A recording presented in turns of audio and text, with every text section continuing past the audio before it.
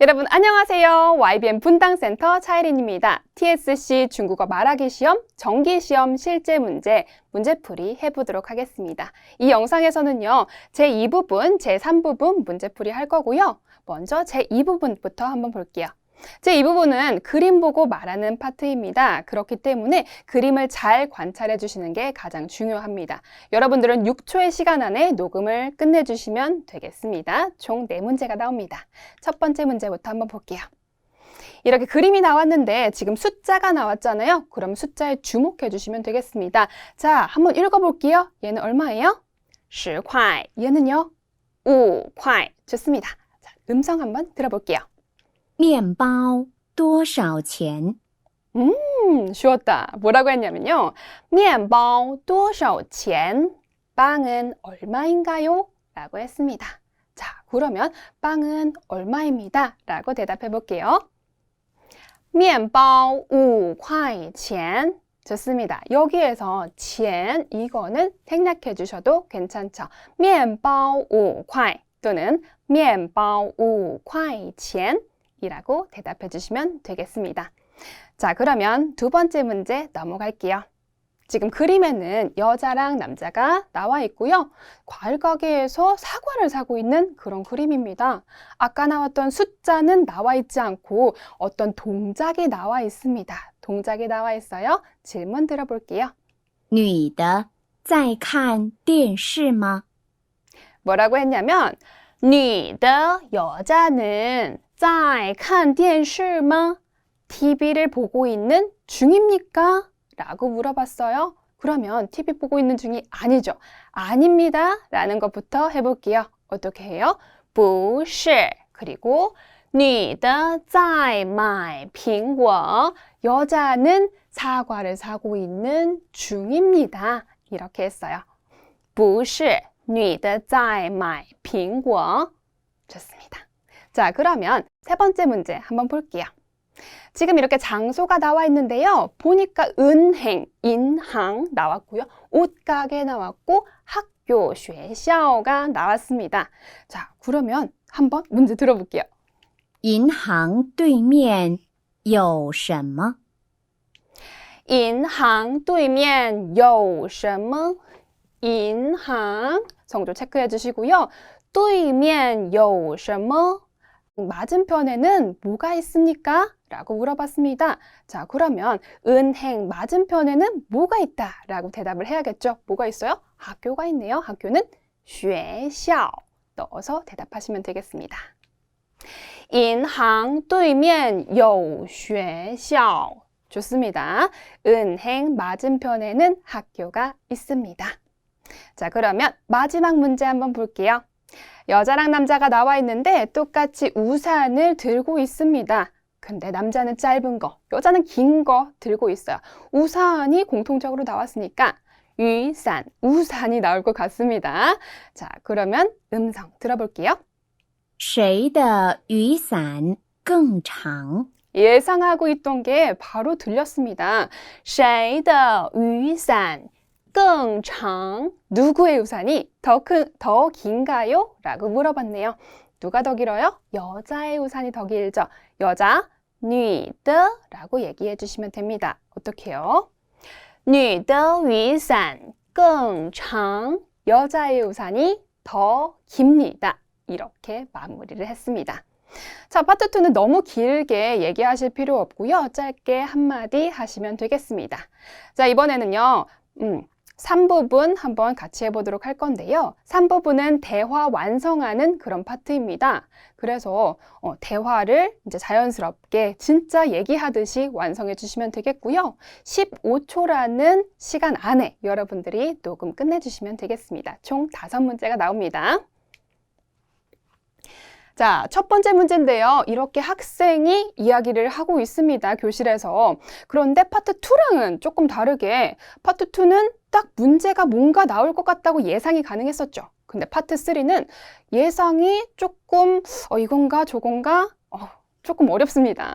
그러면 여기에서는 어떤 게 중요하냐? 듣기 실력이 진짜 중요합니다. 자, 어떤 문제가 나오는지 한번 들어볼게요. 今天下课后一起去咖啡厅学习。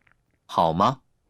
뭐라고 했냐면 今天下课后 오늘 수업이 끝난 후에 一起去咖啡厅学习 같이 커피숍에 가서 공부하자. 好吗?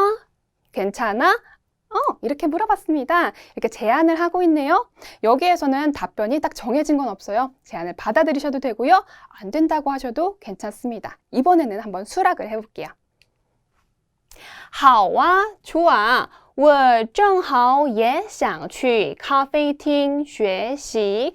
나도 마침 커피숍에 가서 공부를 하고 싶었습니다. 下课后一起去吧. 우리 수업이 끝나고 같이 가자. 이렇게 얘기를 했습니다.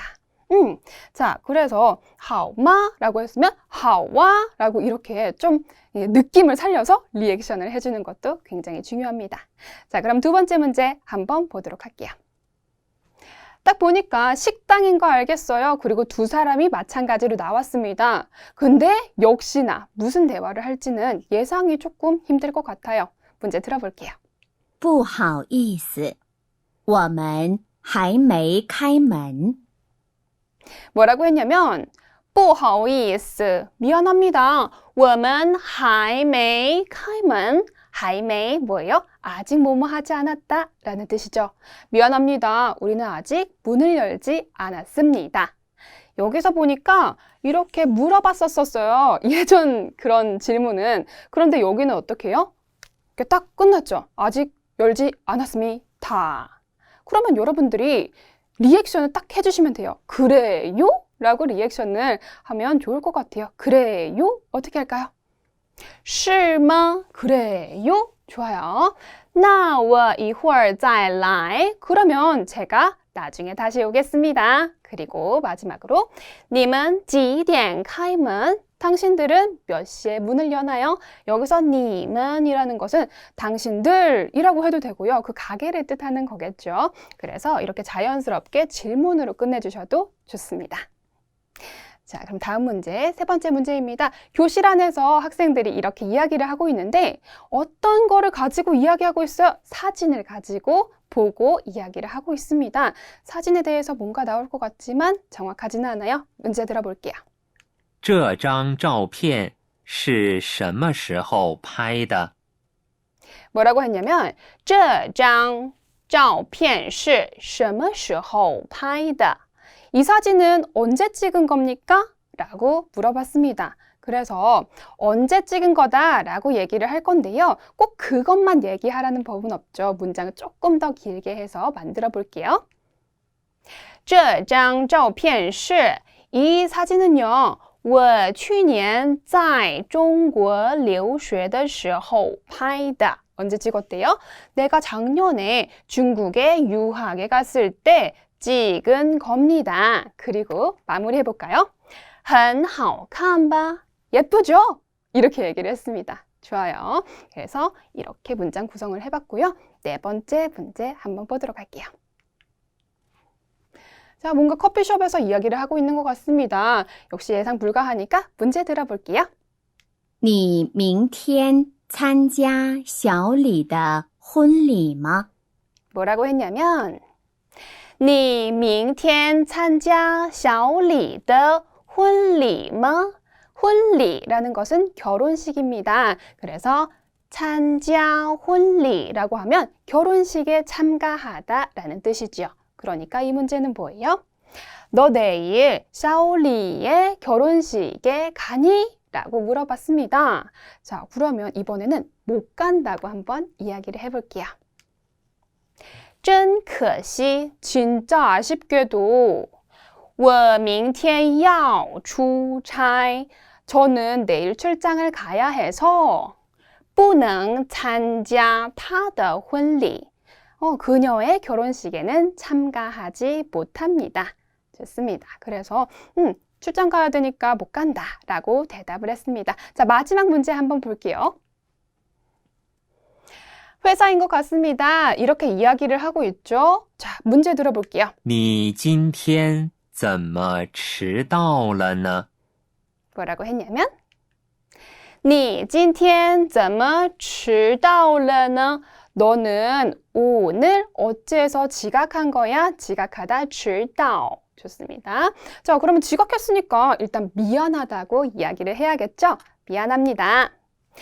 不好意思, 미안합니다. 今天上班路上, 오늘 출근하는 길에 堵车堵得很厉害. 길이 막히는 정도가 굉장히 심했습니다. 길이 굉장히 많이 막혔다라는 이야기예요. 그래서 堵车堵的상태보어까지 써서 이야기를 해줬네요. 굉장히 막혔다고 이야기를 했습니다.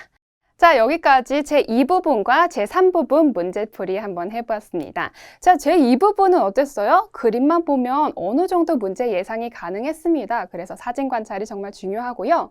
제3부분은 있기는 있지만 별로 도움이 되는 그런 건 없었어요. 그렇기 때문에 듣기 실력이 정말 중요하다는 거 강조드리고 싶습니다.